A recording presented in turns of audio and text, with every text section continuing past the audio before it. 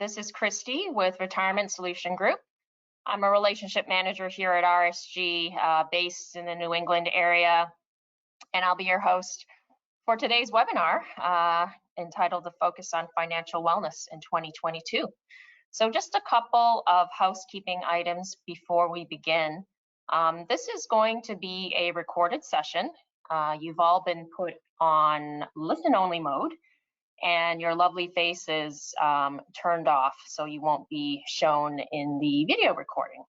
So if you have any questions, feel free to use the chat box, which is on the top right-hand corner, and we can have your questions addressed during the webinar. So the recording of this meeting will be available within a couple of days, and an email will be sent to your HR plan sponsor representatives with that meeting link inside it. So if you have any notes that you wanted to take or follow up, or missed anything in this meeting, don't worry, you'll have access to all of this information within a couple of days. So thanks again for joining me. This is part of our regular quarterly webinar, and I found it really important to talk about a topic this time, which we've been getting a lot of calls on. Obviously, we're going through very uncertain and volatile times right now in 2022. Just to name a few, the geopolitical tensions, the war,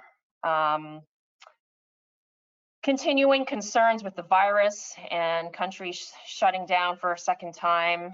And here, more domestically, we have interest rate hikes, midterm elections, and of course, high inflation rates, which is hitting everyone pretty hard in the pocketbook. So all of these factors combined are really, serving to increase our stress levels. And I'm seeing it, our team is seeing it here at RSG with the phone calls that we're receiving. So I found it important to really set an agenda this time to take it back to the basics, okay? One of the ways that you can deal with the anxiety of these uncertain times is to really focus your attention and your energy on items that you can control, okay?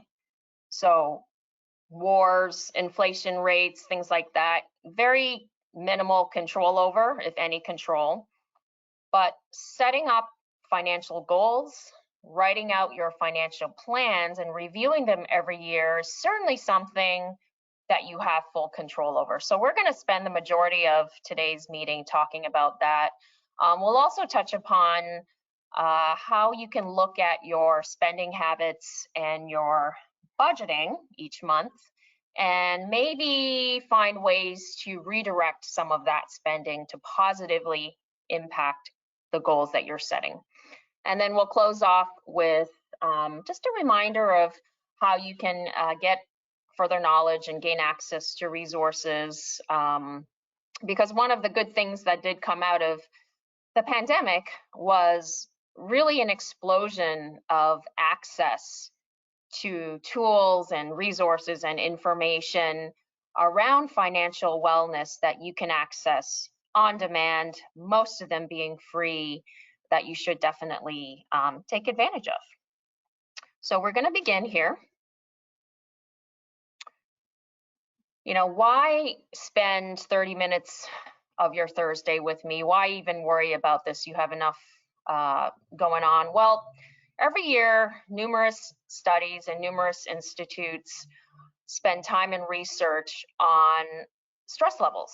And we as Americans regularly report some of the highest stress levels globally, okay? And not surprisingly, at the top of the list of stressors is money. And you can see here, it's leading the list here by quite a bit. So since the past, 5 or 6 years, there's been a lot of research going into the impact of financial stress on workers, okay?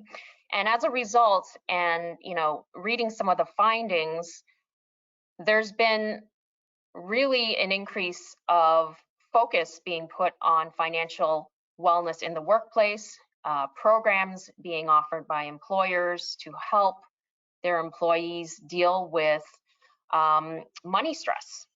So reportedly here, in this survey at least, money worries top the list here, even above things like mental health and physical health issues or family issues, pandemic concerns, political concerns, unemployment, housing.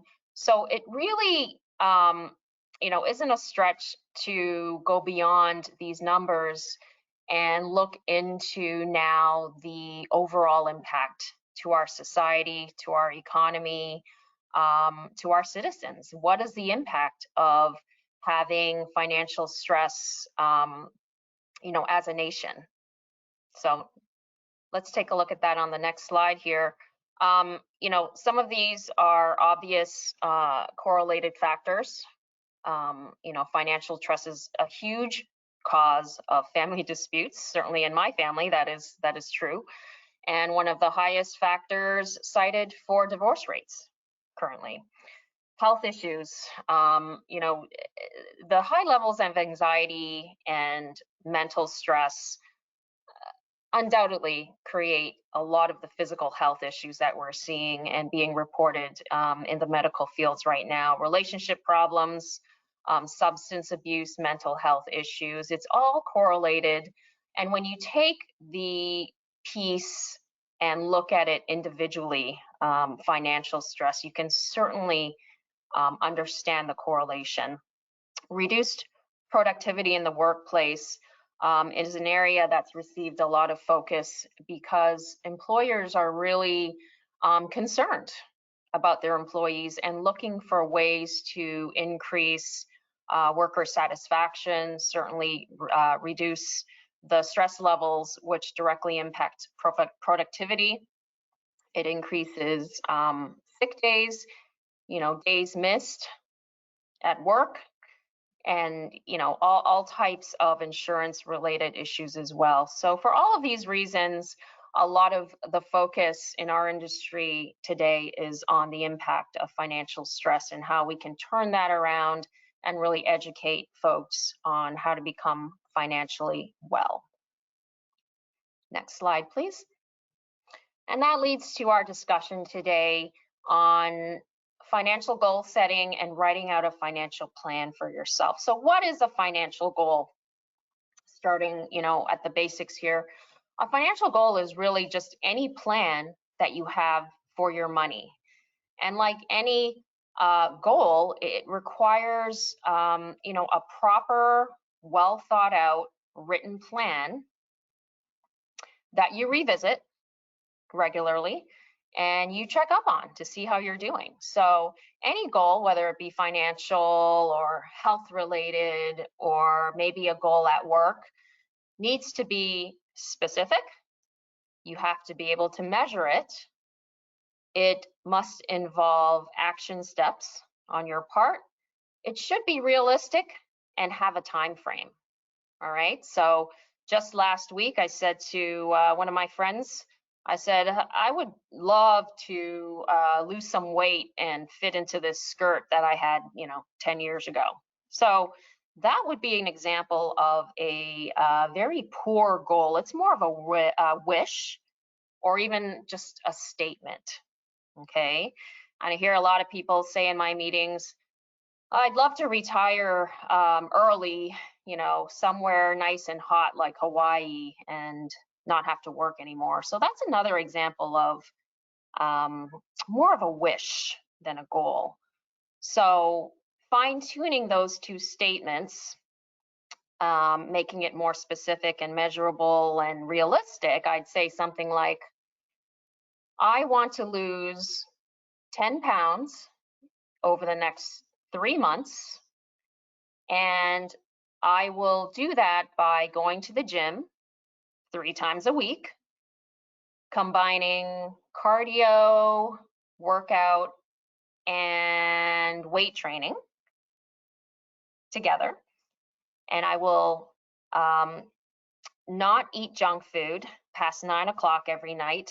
And weigh myself only at the end of each month, and at the end of the third month, check in to see how I am measuring against my goal. So that would be a very specific and measurable goal, much better than the first thing that I said, which was much more of a statement. So decide on what your goals are, and to make this less of a daunting project, you can break out your goals based on time and duration.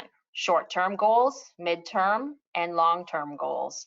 Then you can create a timeline for each of those goals and really measure your progress. And of course, you know, all of these goals may be tweaked or changed at any time based on your situation. And as curveballs happen in life, we know. So next slide, please.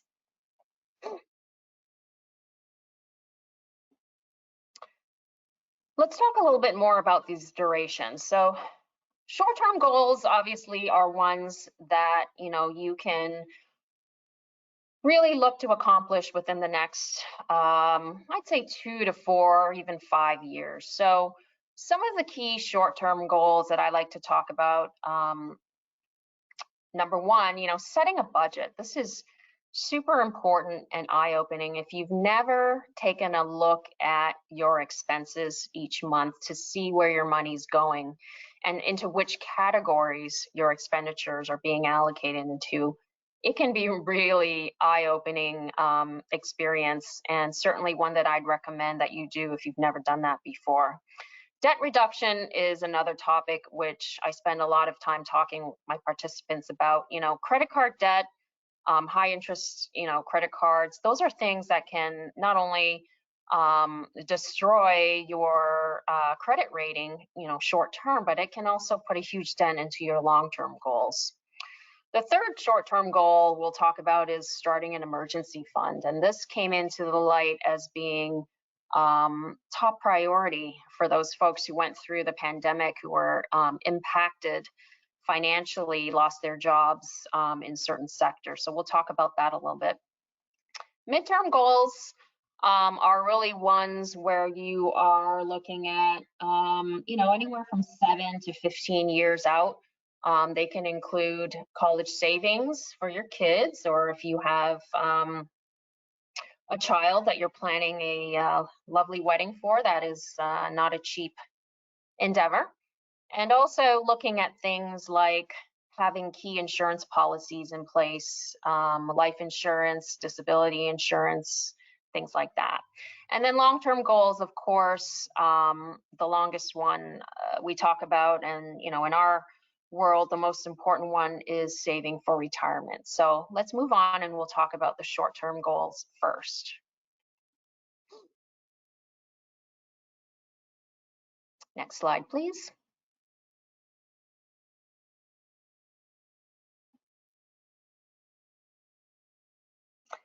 All right, budgeting. So this is a really fun exercise, no matter what stage you're in, you know, coming out of college or kind of in your mid 40s, early 50s, or even approaching retirement, because it's always an eye-opening experience to see where your money is going each month. So establishing a budget and going through that exercise can be as simple as plugging in everything that you're spending your money on into just an Excel spreadsheet. It doesn't have to be a complicated program. You can use even a free program like Mint, or even use your 401k record keeper. Many of the platforms now, after you log in to your account, there are sections of the website that give you planning tools and resources and calculators. And a common one is a budgeting tool. So you basically go through a couple of months and you plot down where basically every dollar goes, okay? And the point is here is to see where your heavy spending areas are. So for example, in my family, we like to eat out a lot. Sometimes that is 5 days a week, sometimes that's lunches, sometimes that's dinner. But If you're someone who eats out, for example, if you spend $15 on your lunch every day, multiply that by 21 work days, you know, that's over $300 a month that you're spending just on lunches. And $15 would be a stretch in some areas, I'm sure, to even buy lunch. But that is a good average that I'd like to use. So, you know, ask yourself the question, are you enjoying these lunches? Is it worth it? If not, you know, can I reduce that area of heavy spending to maybe 3 days a week or 2 days a week? And then with that extra money, you can redirect it towards your other goals. Okay. After you go through this budgeting exercise, you want to see how close you are to the 50-30-20 pie chart, which I like to use. So if you haven't heard of this method of budgeting, basically what it calls for is that 50% of your expenses each month should be going towards the essentials. So your housing, your transportation, food, insurance, anything that you can't live without, okay, the essentials. So that's about half of your paycheck. 30% of your pay can go to the nice to have things like your eating out, like your shopping, your apps, haircuts, things like that. And then 20% should be allocated towards your financial goals. Okay, so your savings for retirement, you know, your savings for college, your, you know, any of your short-term or intermediate-term or long-term goals. Okay, saving for retirement. So 20% of that. So if you do your budget exercise and you're finding that, you know, your financial 20% section looks more like 5% or 7%, then you know there's a problem and you need to make some adjustments, okay, in order to hit your goals. Next slide, please. Creating an emergency fund has been one of the eye-opening things coming out of the pandemic. And unfortunately, we have had a lot of clients that were hit hard when the virus first hit. So, you know, learning the lesson and seeing a lot of folks go through really things that they didn't really want to do, you know, tap into their 401k to just pay for their mortgage. You know, these are lessons that are hard learned, but what you really want to have going forward is an emergency fund, okay? And this is an account that you set aside that basically has money in there to pay for any unexpected expenses, okay? So it can be just another savings account that you open up at your bank, another checking account, something like that that you can easily access. You probably don't want to put it into an investment that would lock it up, since, you know, if emergencies happen, you can't plan on them and you need to access it pretty quickly. As a good starting block, everyone's lifestyles and expenses are different, but, you know, if you think of starting at around maybe $1,000 in that emergency fund, that's going to be a good point to begin with. But it's better to take about 3 to 6 months of your wages and have that as an ultimate goal, because should you become unemployed for whatever reason, usually within 3 to 6 months, you know, you're able to find another job. So having that amount to cover your essential expenses every month, should you become unemployed, is, you know, a very, very good way to fall back and cover your expenses without dipping into any of your long-term savings. One of the easiest ways to create an emergency fund is very similar to how you contribute to the 401k, and that is to set up an automatic transfer from your paycheck as a deduction, or, you know, from your main bank account into your emergency fund until you hit that goal. And, you know, this is something that's easily trackable. And if you set it on automatic, you're going to hit that goal within a predictable timeline. So this is something that if you don't already have as an emergency fund, certainly set that as a short-term goal. Next slide, please. Debt reduction.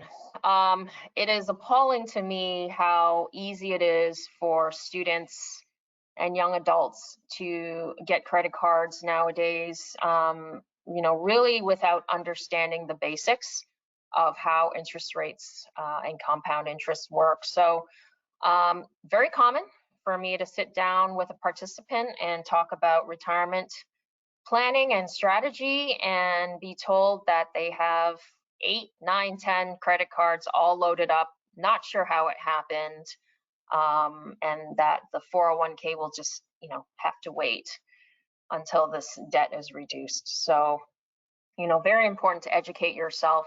There's really a couple of ways that you can tackle debt reduction, a couple of strategies here that I've listed. So the first way is to list all of your debts in order by interest rate and pay off just the minimum on all of them except for your highest rate debt.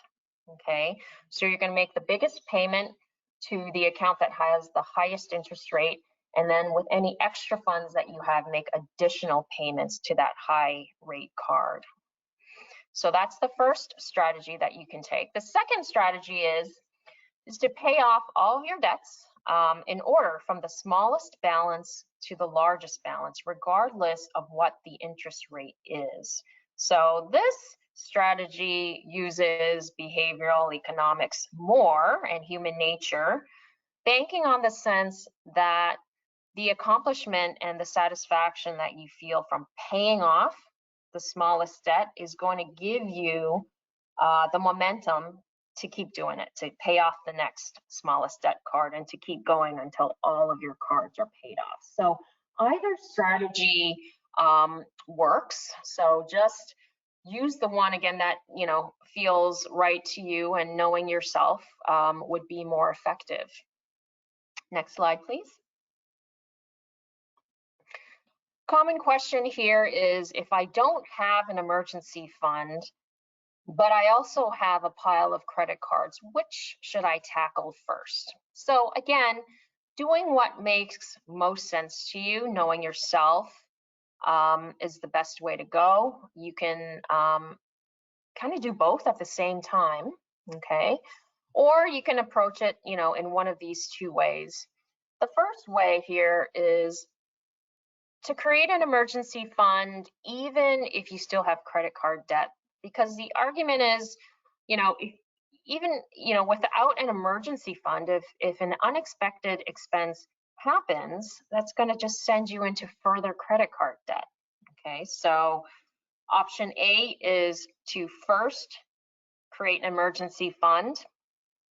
Option B is to pay off the credit card debt first before creating an emergency savings account, because the interest rates are so costly, it's going to make,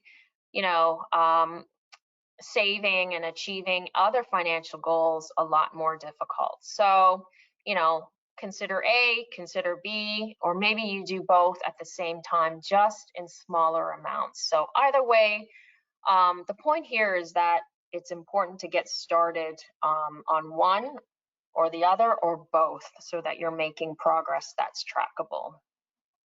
Next slide, please.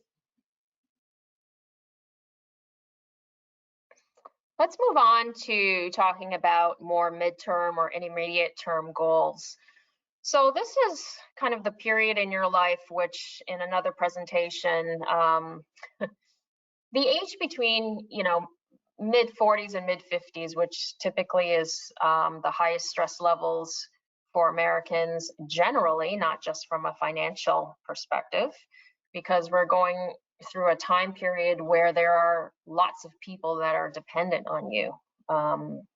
Children, college-age children, you're trying to get out the door, perhaps aging parents that you're assisting. So, this is a time period where you need to think about insurances and making sure that you're protecting all of those people who rely on you financially should anything happen to you. So of course, life insurance will provide a lump sum to your family and ensure that all of the financial needs are taken care of. We don't sell insurance. We do work with a lot of referral partners that do. Disability insurance, similarly, replacing the income that your family is going to need if anything happens to you and you need to stop working. So again, if insurance is a need that you'd like to get some help with, just reach out to me and we'll connect you with the right experts. So other intermediate term goals, if we can take a look at, you know, these are just some examples. They may or may not apply to you, but these are some common ones. Paying off student loans is a big one, and another huge barrier when I talk to participants about increasing or starting their 401k. You know, very commonly now, folks are graduating with humongous debt from college. So the questions here are to find out, you know, is there a refinance available at a lower interest rate? If you have multiple student loans, can you use the same repayment strategy that we talked about, you know, against the credit card repayment options? So, you know, doing the highest interest rate one first, or paying off all of them in small amounts. So there are strategies that you can use to tackle these longer term intermediate goals pertaining to student loans. So key thing to remember here, if you are looking at refinancing federal student loans, just make sure that you understand some of the provisions you might be giving up if you refinance. So just make sure you're getting, you know, the full story there. And then finally, the intermediate term goals here, you know, what are your dreams for the next, you know, 15 to 20 years? Do you want to start a major home improvement project? Do you want to buy a vacation house? Do you want to, you know, have a amazingly expensive wedding for your child? Are your kids dead set on going to very expensive colleges? So these are longer term goals, and really ones that take many, many years to plan out and save for. But these would be kind of the intermediate term goals, looking at anywhere from, I'd say, 12 to up to 20 years. So, all right, let's move on to the long-term goals. Of course, the longest term goal, and the one that you're likely needing to save the most for, is retirement savings, okay? So as a general rule, you're looking to save about 15% of your pay to hit the target, okay? But there are, again, lots of tools and calculators that you can use online and put in your specific financial numbers to get a more accurate target for what you should be putting in. And in order to replace the income that you're used to living off of. So, you know, in general, most of us are going to continue the same lifestyle that we're used to living after we retire, okay, as we're used to living as a working person. But you can pretty much count on certain expenses being reduced after you retire. So for example, you know, your 401k savings right away goes down to zero. So that's 15% of your pay. Certain expenses like travel costs to work and, you know, transportation and dry cleaning, and all of those associated expenses will go down. So what you're looking at really is to replace about 80 to 90% of your pre-retirement income to continue living the same lifestyle in retirement. So if you save anywhere from 15 to 17% every year, you're going to be on track for that, okay? And one of the things that make it easier to hit your target is to automatically increase your contribution rates every year and to take advantage of any company matching contributions that you are offered. You know, it's a no-brainer to make that contribution and to have your company also put in contributions on your behalf. So automatically increasing or auto escalation is the easiest way to set this up. And what that means is when you log into your website, not everyone has this, but I would say most of the record keepers now offer this.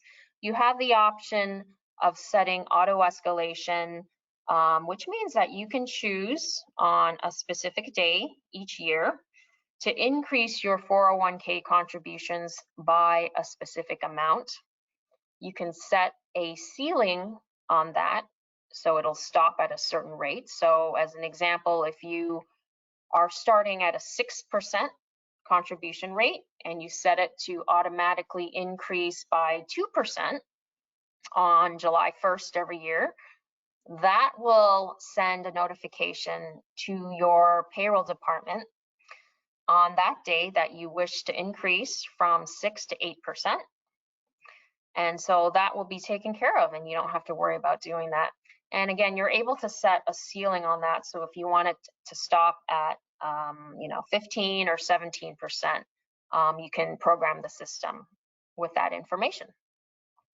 So with long-term goals, especially with a 401k or retirement savings, the more time you have in the markets, the better off you're going to be able to ride out years like this, to ride out all of the world events that impact the markets on a cyclical basis. So it's important that if you haven't already started, whatever age you are currently this year, maximizing the time that you have in your markets is really going to be your greatest advantage.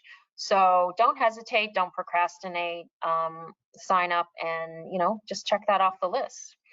With long-term goals and retirement especially, one of the common questions I get is, well, how much can I be taking out each year in retirement? I don't want to run the risk of running out of money. What if I outlive my money? What's going to happen then? So a commonly accepted withdrawal rate across your retirement accounts is 4%. Okay, so what that means is if you've saved up, let's say $1 million in your 401k by the time you retire, you can safely take out about 4% of that each year in income. And mathematically, be pretty safe on the account that you're not going to run out of money on the back end, of course, depending on how long exactly you live. That's a huge factor. But again, actuarially, the 4% rate of withdrawal is a pretty safe number that you can use. So let's look at an example of a couple here on the next slide. So first off, for simplicity, I just want to keep this illustration, pretty straightforward. We haven't included the rate of return here over the next 10 years, but you're going to get the idea here. We're looking at a 56-year-old couple, and they want to retire in 10 years. So this is what their numbers look like. And this is, again, just a quick back of the napkin kind of formula that you can do a quick check on yourself.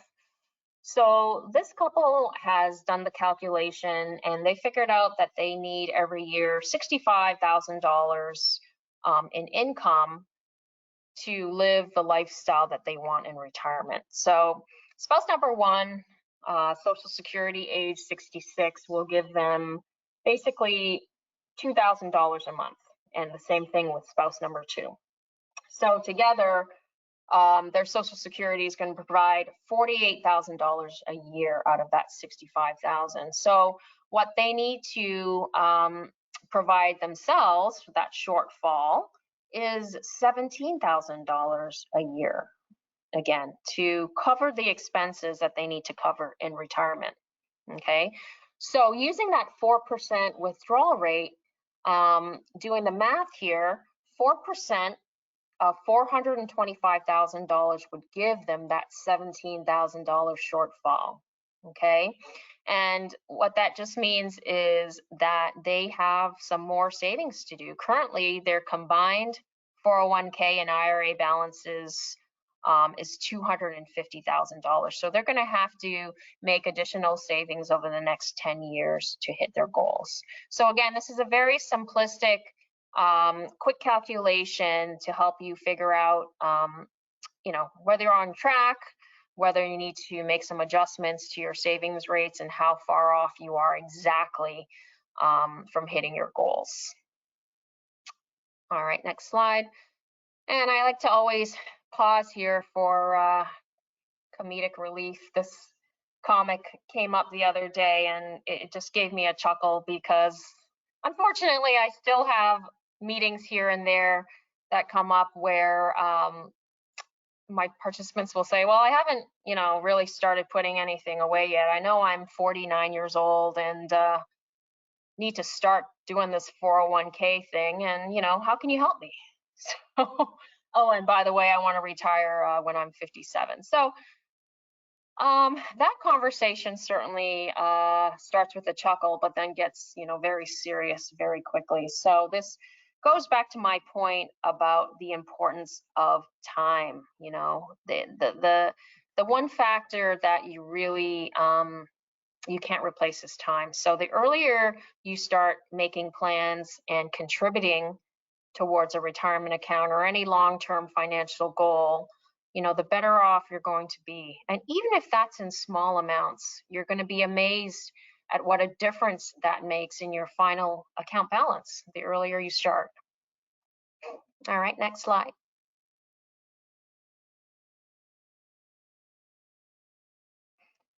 All right, so let's say all of your goals, short-term, medium, long-term, have been set. What is the next step?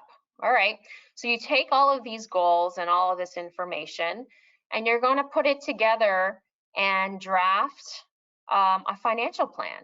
And that word can sometimes conjure up very technical images of flow charts and numbers and endless spreadsheets, but it really doesn't have to be anything complicated.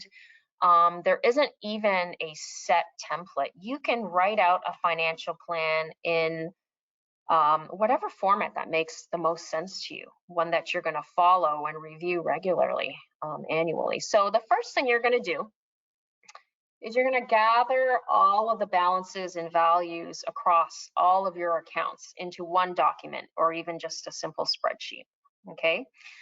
Then you're going to calculate what your net worth is. The simple way you do that is just you subtract your total liabilities from your total assets. Next thing you're going to do is look at your spending. Okay, what does your cash flow look like? Are you in the black each month, or are you more in the red, or are you living paycheck to paycheck? What is your current financial situation? And then you're going to plug in all of the goals that you just wrote down, your short, medium, and long-term goals, into this financial plan, including college savings, buying a larger home, maybe retiring at a certain age, or maybe you want to leave an estate or a legacy for your children or for a charity. Okay, so you take all those goals and you plug it into your financial plan, and then basically, you figure out how to fund all of those goals. Yep, next slide. And that pretty much is what a financial plan represents. Okay, you figure out what your net worth is year to year, because of course that will change. You identify your spending habits. Then you come up with ways that you're going to budget for and put money aside each month for each of your goals. So this can take several years to perfect, as most long-term goals do. But taking the time now, especially again during a year where there's a lot going on that we have very little control over, taking the time now to get all of your financial ducks in a row is going to pay off once we come out of this, this current year and this current dip, because we will come out of it. Every historical financial chart that we look at shows that these things come in cycles. Okay, there is a pattern to these things, and that we will come out of it. It's just a matter of how long. All right, next step, please. Let's talk about some best practices. Don't procrastinate. None of this is going to get any easier by putting it off a year or 2 years. Starting to tackle all of this information, making use of time right now. Maybe you are still working remotely a couple of days a week, making use of that time and rediverting your energy from the anxiety of what's going on in the world into productive organization of your financial affairs is going to pay off. So don't procrastinate. You want to automate everything that you can automate to take it out of that zone where you can just forget about it or just put it off again. Automating your emergency savings, automating your 401k, the annual increases, automating your credit card payments, anything that you can put on an automatic operation is going to benefit you. Increasing annually, especially with your retirement funds. I can't tell you the number of times that I've met with participants and they set up their 401k initially at 3% 15 years ago because that's what the company was matching, and 15 years later they're still at 3%, which is grossly under contributing for what they need. So make sure that you're looking at all of these contribution rates annually and revisiting your numbers every year, making adjustments. Making it difficult to be tempted. If we can just finish off these 2 points here. I had a participant who basically put all his loose, $20 bills and loose change into a coffee can in his kitchen, and that was his emergency savings fund. But he was confused at the end of a year to find out that he actually didn't end up with too much in there. And the reason why was because anytime he needed some cash, he would go right back into that coffee can and take money out. So that would be an example of making it too easy to be tempted. Set up your emergency savings account in an area that you can't easily access, or you can't make purchases off of that account. Using cash, for example, to buy things would make it more difficult, just because it's human nature. You don't want to break, let's say, $100 bill, but it's much easier to swipe a credit card. So remembering short-term goals, not putting off the things that we've learned through the pandemic, and prioritizing the short, medium, and long-term goals, but at the same time giving all three the proper attention. Okay. Spending leaks and budget crashers sounds like a bad movie, but these are things that can silently whittle away at your account each month, and you're wondering, where is this extra money going? It's basically when you purchase a non-essential item that's outside of your monthly budget. So that 30% that you've set aside from your paycheck to spend on the non-essential items, you may not count that $4 Starbucks that you snuck in on the way home, or, oh, that app it's only $5 a month. That's nothing. I'm not going to even put that in my budget. But all of those little things contribute to spending leaks from your budget. So, if you find that you're sticking that in, that extra meal out, or you're convincing yourself that you need those new tennis shoes, these are things that need to be tracked and will take some discipline to really set yourself on a proper disciplined spending habit. So identify these leaks, take a close look at your habits for at least 2 to 3 months, and then identify areas where you can make some tweaks. And if it truly is an unrealistic budget that you've set for yourself, that you just know that you're going to eat out 4 times a week because that's what you enjoy, then tweak your budget and make adjustments and account for that.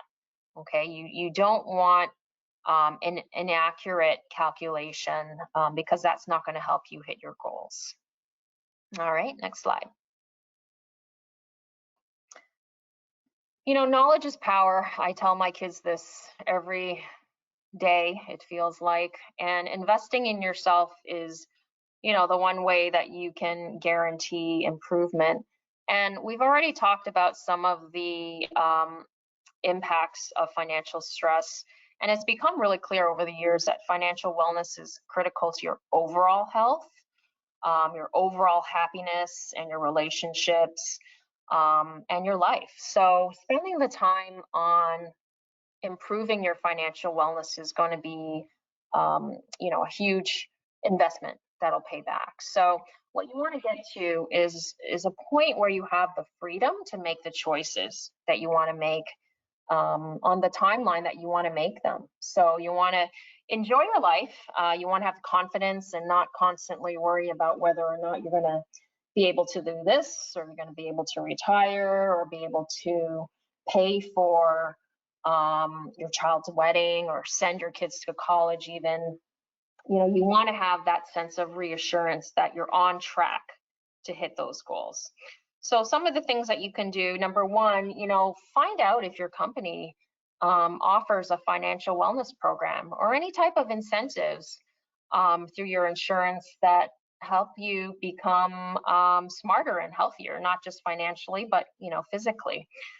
Utilize the 401k record keeper tools that are widely available now.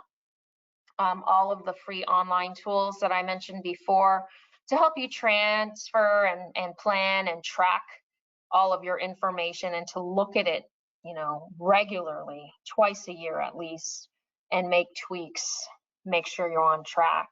Talk to us here at RSG. Everyone has a relationship manager who closely works with the plan and works with participants one-on-one, and can have some of these discussions. And if it's on a topic that's beyond retirement, we can certainly point you in the right direction. All right, the next slide, I believe we're coming to a close here. Here are some of my favorite places to go for information. I've already mentioned the 401k record keeper site and talking to us here at RSG, but the Social Security website is fantastic for information and resources. It's ssa.gov. This is actually the place where most of us will need to go to create access login credentials to gain information on your benefits. So, you know, we mostly are not receiving paper statements anymore from Social Security because of the cost of postage. So you need to go to this site and get yourself registered. You do have to clear a pretty substantial security screening process before you can log in. And this is just so that they're reducing fraud and all that. So once you establish login credentials, you're able to pull up your annual benefit statement, which is what you want to get at. This will show you what your work history, your earnings, taxes paid in, but most importantly, what your full retirement age is for Social Security, as well as the monthly benefit that you're entitled to. Each and every year, you should be pulling this up and using this number to feed into your financial plan so that you know what percentage of your retirement income is going to be replaced by Social Security. Consumerfinance.gov is also a great place to go, and it has information on a wide variety of financial accounts. So I quickly peeked there yesterday, you know, auto loans. You know, you'd be surprised at how many nuances there are around auto loans. So if you have anything specific going on right now that you need, guidance on, that's a good place to go. So hopefully this gives you a good starting point towards writing out your financial goals and using that information to create a plan. And this takes us, I believe, to the last slide, which is just my information, how to reach me at the office or via email. I really appreciate you guys spending more than the allotted time. I apologize, we're well over time. But I certainly will make sure that this is sent to all of our contacts and all of our clients for reference in the future.